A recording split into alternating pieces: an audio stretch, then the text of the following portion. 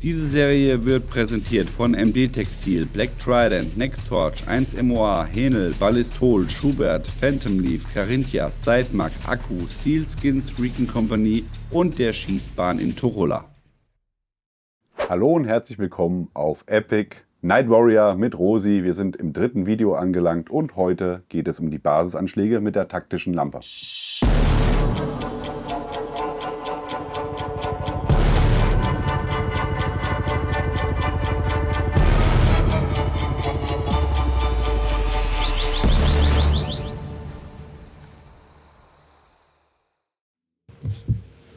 Nochmal zum Refreshen.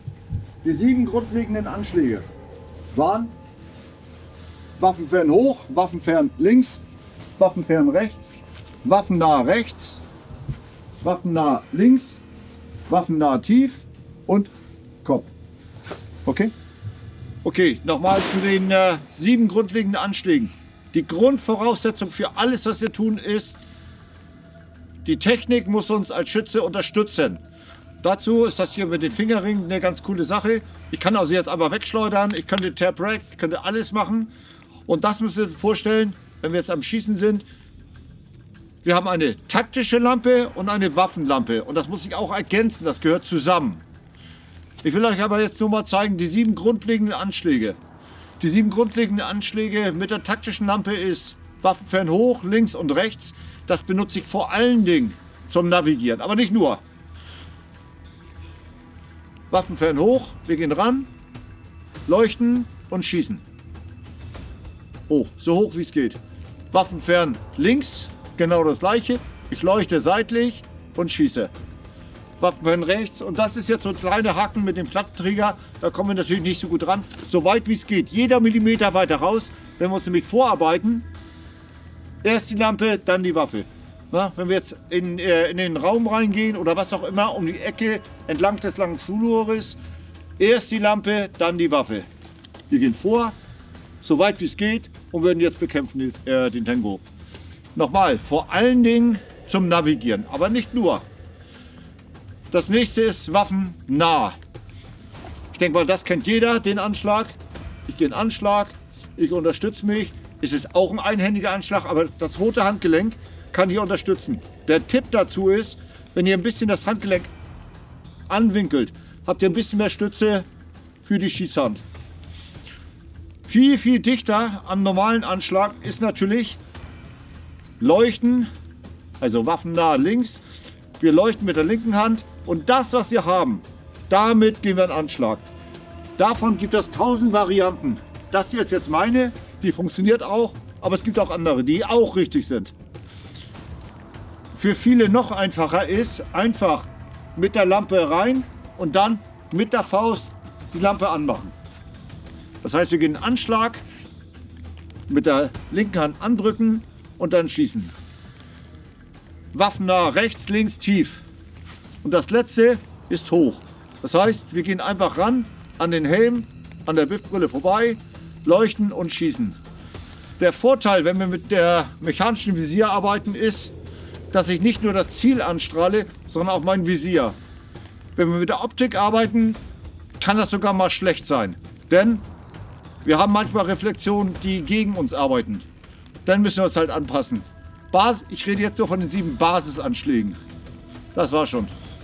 Rosi, das Thema taktische Lampe und Wechsel zur Waffenlampe und warum und wie, welche Vorteile dazu zu besprechen sind, machen wir im nächsten Video. Jetzt geht es erstmal darum, du hast 7 taktische Anschläge oder Anschläge mit der taktischen Lampe, also nicht mit der Waffenlampe, sondern mit der taktischen Lampe und die wollen wir jetzt einmal uns kurz angucken.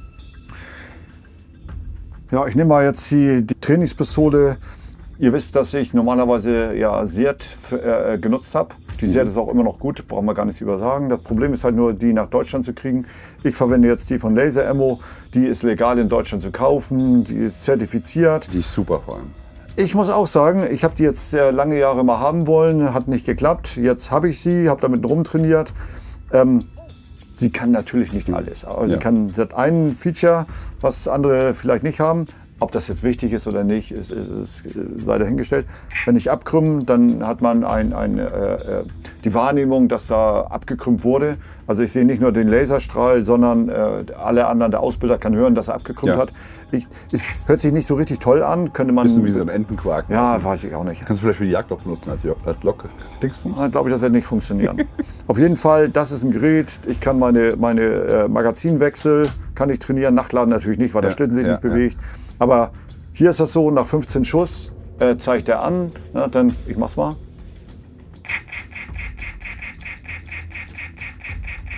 So, jetzt ist Dienstschluss nach 15. So, das heißt, ich muss wenigstens die Funktion machen, dass ich halt Magazin raus, rein. Und jetzt beginne ich wieder von vorn. Das hat Sirt nicht, das haben die hier geregelt.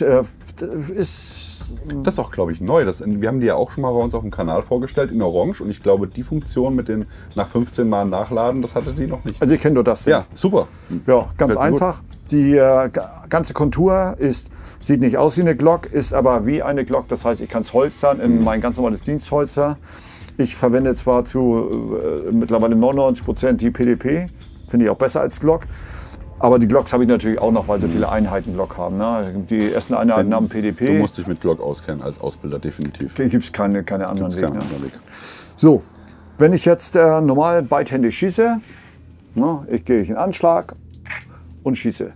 Wenn ich jetzt Anschläge wähle, die ähnlich sind, ich habe eine Lampe in der Hand, dann versuche ich immer möglichst in die Richtung vom idealen Anschlag zu gehen. Deswegen habe ich jetzt für mich festgelegt, ich nehme keine englischen Ausdrücke, weil ich festgestellt habe, die Students, FBI, NAC Index und so, die müssen sich mehr auf die Ausdrücke konzentrieren als auf die eigentliche Tätigkeit. So, finde ich nicht gut, deswegen mache ich es auch nicht.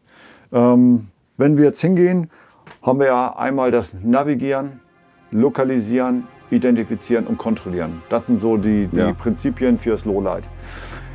Wo kommen jetzt welche Anschläge rein? Das erste, was wir haben, ist das Navigieren. Ja. Und das passiert dann in der Realität so.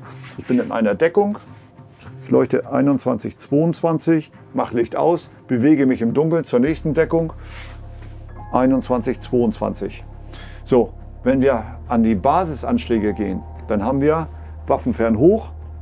Ja, dann stehen die Männer erstmal am Tage, da können wir alle gleichzeitig trainieren, später dann machen wir Kaskade, also nacheinander. So, dann stehen wir dort, Waffenfern hoch, Standby, Kaskade von rechts, Feuer frei, ins Gesicht leuchten und in die Brust schießen und Licht aus. In dem Augenblick, wo ich Licht ausmache, macht er an und so weiter. Das werde ich jetzt gar nicht weiter erläutern, das ist nur die Art, wie ich das trainiere. Auf jeden Fall, was ist das für ein Anschlag? Das ist der Basisanschlag und eben, was ich gezeigt habe, das Leuchten aus der Deckung. Das kann man sich jetzt vorstellen, das ist ja Waffenfern hoch und rausgebeugt aus der Deckung. Ja. Nur, dass man das dann auch im taktischen Kontext auch mit verarbeiten kann. Ja. Die Grundsätze sind ja auch immer, erst die Lampe, dann die Waffe. So, und was ist damit gemeint? Ich habe jetzt hier meinen Türrahmen. Ich gehe im Dunkeln mit der Lampe raus, fange zu arbeiten und dann bekämpfe ich das Ziel. Bei Bedarf. Aber auch da, wenn ich jetzt hier oben nicht leuchten will, wenn ich da was falsch mache, dann blende ich mich selber. Ja, nehmen wir hier, das ist jetzt der Türrahmen, ich will dort rausleuchten und ich bin jetzt doof, dann blende ich mich hier selber. So, das heißt, entweder gehe ich oben rüber oder aber ich nehme Waffenfern rechts. Ja, dann könnte ich jetzt mich hier reinarbeiten. Deswegen für mich, warum Backpfeife, wenn ich eine Faust nehmen kann? Ja, das heißt für mich jetzt, ich nehme so viel Lumen, wie es irgend geht. Na, was soll ich mit 80 Lumen anfangen? Mit 80 Lumen kann ich natürlich ein bisschen blenden. Ich kann damit leuchten, zum Schießen reicht's. Aber mach mal die Augen zu. So, du bist jetzt geblendet, obwohl du die Augen geschlossen hast. Das ist natürlich ein taktischer Vorteil. Und den nutze ich natürlich auch. Nochmal, wir waren jetzt bei Waffenfern hoch, Waffenfern rechts und dann gibt es Waffenfern links. Als Grundlage. Ich leuchte ins Gesicht und schieße in die Brust. Wir sehen, das sind einhändige Anschläge. Ja. Wenn wir jetzt in die nächsten Anschläge, die waffennahen gehen, das Einfachste, nicht unbedingt das Beste, aber das Einfachste ist Handgelenk auf Handgelenk. Das nennt sich waffennah rechts. Ich gehe also ran, Handgelenk auf Handgelenk und dann winkel ich das Handgelenk an und dadurch habe ich ein bisschen mehr Stabilität als nichts. Also deutlich besser als einhändig. Das bringe ich jedem in Sekunden bei. Es gibt auch Varianten, ne? Einstellen, dichter getragen und dann kann ich mich ein bisschen hier noch mit abstützen. Das ist eine Variante, das lasse ich auch zu. Das müssen Sie aber erstmal ausprobieren. Einmal so, einmal so.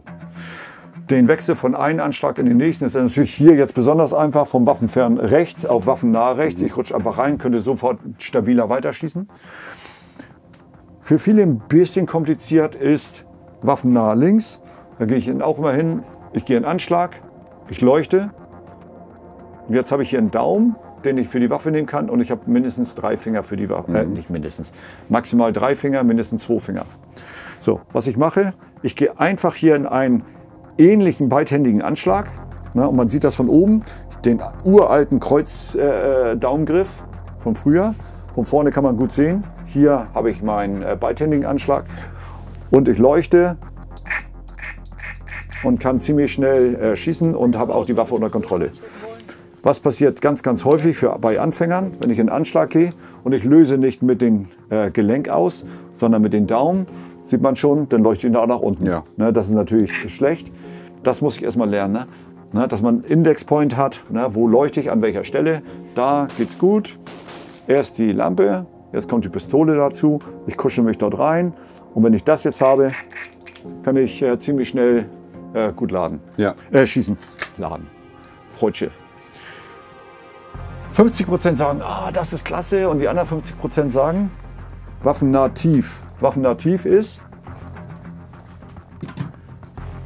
ich schalte, ich nutze den Schalter und mache ihn an mit der Faust. Na, das ist das Prinzip. Ich halte also hier in das Daumenteil die Lampe in Zielrichtung und jetzt mit der Hand schalte ich ihn an. Und was wir sehen, das ist so dicht dran am beidhändigen Anschlag, aber natürlich ungewohnt. Ja. Was passiert sehr häufig am Anfang, wenn ich jetzt mit dem Mittelfinger anmache, na, wo leuchte ich hin? Nach unten. Ja. Wenn ich mit dem kleinen Finger leuchte, Nach oben. dann leuchte ich nach oben. So, das heißt, jeder muss für sich selber rauskriegen, an welchem Part von der Hand benutze ich den Schalter. Ne? Ringfinger, zwischen Ringfinger und Mittelfinger oder zwischen Ringfinger und Kleinfinger. Genau. So, das muss ich einmal wissen, für mich selber. So, wenn ich das habe, dann merke ich mir einfach, aha, für meine Größe mit Waffenlicht nehme ich meinen Ringfinger. Wenn ich dagegen drücke, ist meine Lampe ausgerichtet und ich kann kämpfen. Dazu kommt ja noch, dass du bei den Finger sind ja nicht eben glatt, ne, sondern die sind ja leicht gewölbt. Genau. Ja? Und wenn du hast jetzt gesagt, du machst einen Punkt zwischen 2 Fingern, ne, den du für dich. Nee, für mich selber, ich habe nur als Beispiel für andere, ich nehme tatsächlich hier oben auf den Ringfinger, da habe ich nicht drauf.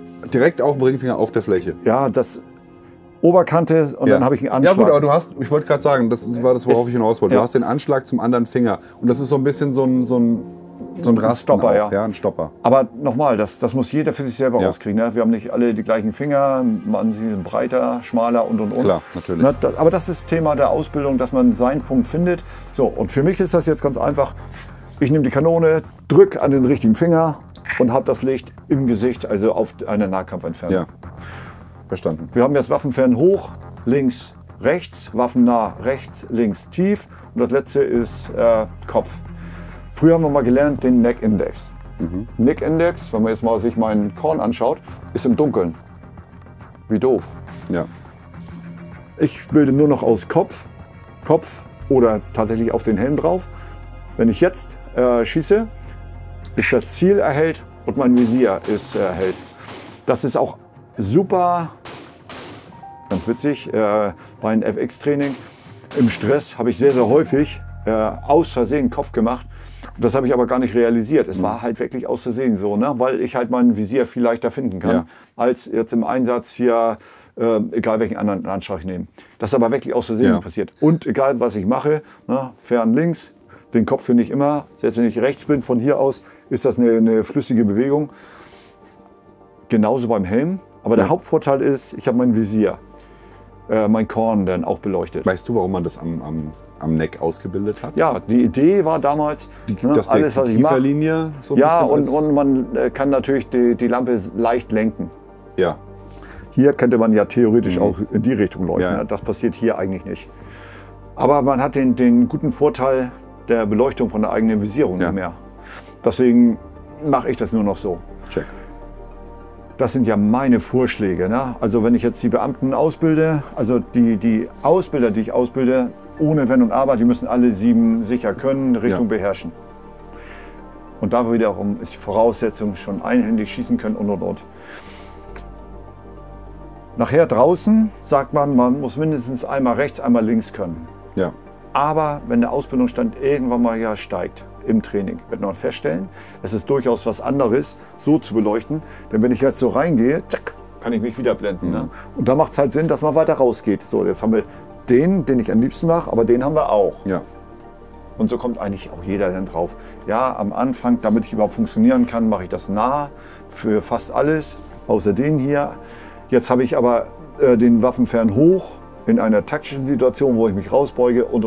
Also so ist das irgendwann, wird jeder auf diese 7. Innerhalb dieser 7, so wie ich sie ausbilde, gibt es natürlich 1000 Varianten. Ne? Und das gibt so, ich kann das aber besser damit. Ne? So ein Yogi, der seine Finger auf den Handrücken biegen kann, das kann ich natürlich nicht. Ja. Der wird vielleicht auf andere Ideen kommen.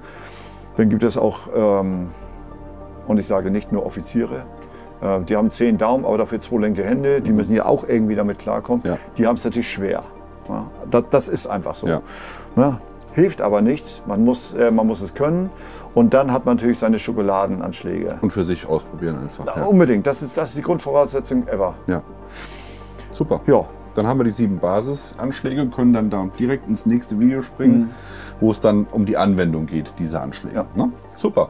Ja, schaut in die Videobeschreibung, um da alle Informationen zu finden, die ihr hier für dieses Video braucht und natürlich auch um unsere Sponsoren ein bisschen zu unterstützen, die diese Serie möglich machen. Schreibt uns was Nettes in die Kommentare, gerne auch konstruktive Kritik. Und ansonsten bleibt mir nichts anderes übrig, als zu sagen, wie immer an dieser Stelle, liken, Abo, Glocke klicken. Wir sind raus und sehen uns nächste Woche. Bis dann, macht's gut. Bye bye. Ciao. Diese Serie wird präsentiert von MD Textil, Black Trident, Nextorch, 1MOA, Henel, Ballistol, Schubert, Phantom Leaf, Carinthia, Sidemark, Akku, Sealskins, Recon Company und der Schießbahn in Torulla.